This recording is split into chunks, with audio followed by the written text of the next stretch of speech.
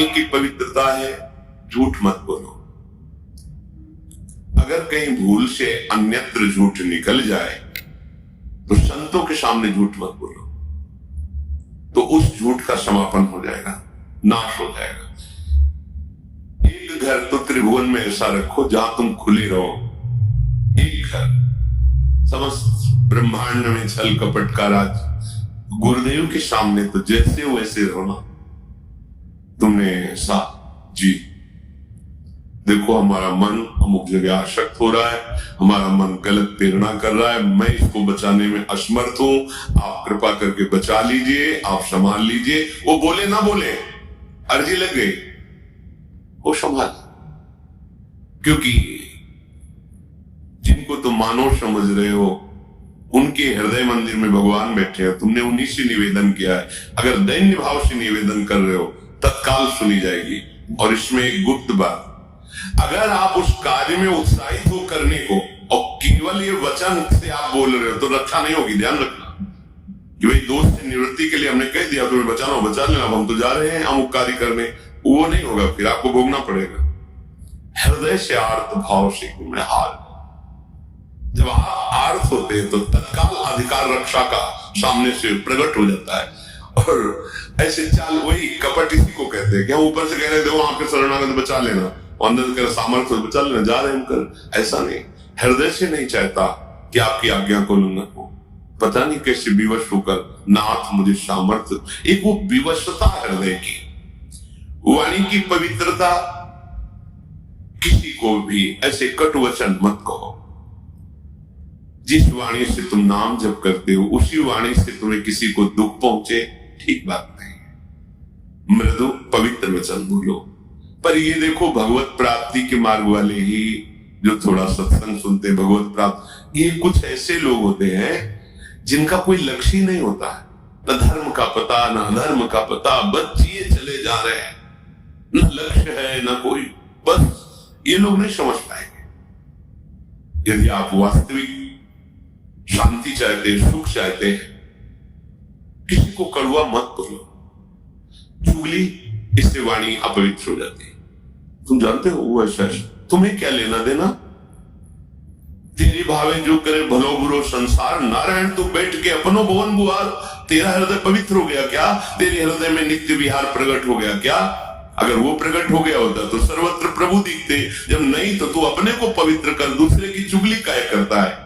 निंदा, दोष वार्ता, गंदी वार्ता, ये सब वाणी को अपवित्र कर देते हैं। वाणी की पवित्रता है सत्य बोलो, भगवत चर्चा करो। अगर किसी को सलाह देनी, बात करनी है तो जितना ज्ञान है उत्तम, जो संतों से प्रमाणित है, शास्त्र से प्रमाणित है, वो बात बोलो, नहीं तो मौन रहो। आप संसारी पुरुष नहीं है, आप भगवत मार्ग के प्रतीक है, चाहे गृहस्थ हो या विरक्त हो। उचित संभाषण, इसके बाद साथ व्यापार आदि में बात करना, व्यापार आदि को लेकर वो पूजा है, क्योंकि वो कर्म अर्थ प्राप्ति के लिए हो रहा। अर्थ प्राप्ति, परिवार सेवा, ठाकुर सेवा, संत सेवा, इनके लिए तो मूलतः वो धर्म ही होगा। आप व्यापार में जो वार्ता करते हैं, आप ऑफिस में जो वार्ता करते हैं, बिल्कुल भगवत रहित दिखाई दे रही, लेकिन उसका मूल लक्ष्य है आपका कि अर्थ मिले, और अर्थ से परिवार का पोषण, साधु महात्माओं की सेवा और ठाकुर की, वो मूल धर्म ही हो गया। तो वाणी की पवित्रता सबसे, वाणी से सबसे ज्यादा अपराध बनते हैं। इस पर ध्यान नहीं दिया जाता। मनमानी जो है बोल लिया, क्या है आपको पता है, आप जो बोलते हैं वो सब आकाश में अभी स्थित है। जैसे कलकत्ता में हो रहा है प्रोग्राम, वो वाणी वहां प्रकट हो रही, वहां गाया जा रहा है, और यंत्र यहां से पकड़ रहा है। कैसे पकड़ रहा है? वो कलकत्ता जाके थोड़ी पकड़ रहा है, वो शब्द आकाश में फैल गया।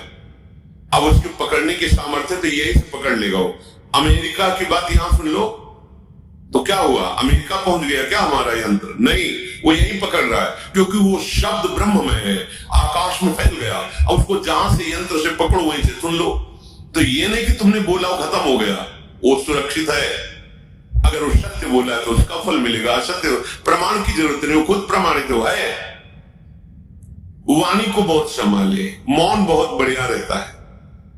मौन का आश्रय लीजिए, जड़वत मौन नहीं हम कहते कि एकदम वाला नहीं, आवश्यक है जी बोल दिया, हाँ सत्य बोल दिया। प्रपंच के हमारा लक्ष्य नहीं, प्रपंच तो हम क्यों, ग्राम्य वार्ता, लोक वार्ता, ये सब अपना विषय नहीं है। अपना विषय है अपने काम की बात करो और वो हितकर बात करो। कोई तुम्हें कठोर वचन बोल रहा है, पलट कर तुमने कठोर वचन बोल दिया, तो तुम में उनमें अंतर क्या रह गया? तुमको तो सत्संग मिलता है ना, तुम तो प्रभु के जन हो ना, थोड़ी क्षमता तो आप अपनी बढ़ाइए। चलिए, पहली है वाणी की पवित्रता, बहुत संभालिए, सत्संगी हो वाणी को। और हमें तो लगता है कि आप सबसे पहले बोलने के पहले एक बार राधा बोलिए, फिर बात कीजिए। आपकी वाणी खुले तो सब राधा, श्री राधा, हाँ ऐसा ऐसा ऐसा ऐसा ऐसा, अच्छा राधा राधा, राधे राधे, चल। भगवान नाम के बीच में वार्ता हुई तो मंगलमयी हो गई। प्रारंभ का शब्द और अंतिम शब्द राधा होना चाहिए आपका, क्योंकि आप स्वामी जी के परिकर हैं। याद रखिए, सुनो, हाँ नहीं, सुनो राधा जी बोलिए।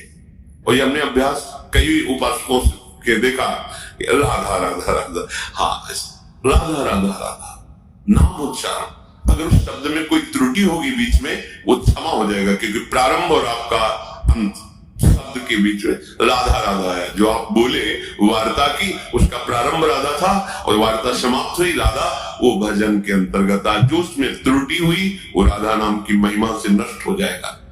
पर वही बोल सकता है जो साधक है, नहीं तो जैसे एकांतिक में अमुक, हाँ जैसे गाँव में ले, हाँ ऐसे नहीं। राधे श्याम, राधा वल्लभ, श्री हरिवंश, नाम उच्चारण करो। भक्त संग किया है, इसका परिचय तब मिलेगा जहां आपका नाम उच्चारण किया, राधा राधा, राधा वल्लभ, श्री हरिवंश, राधे राधे, नाम उच्चारण करो, वाणी की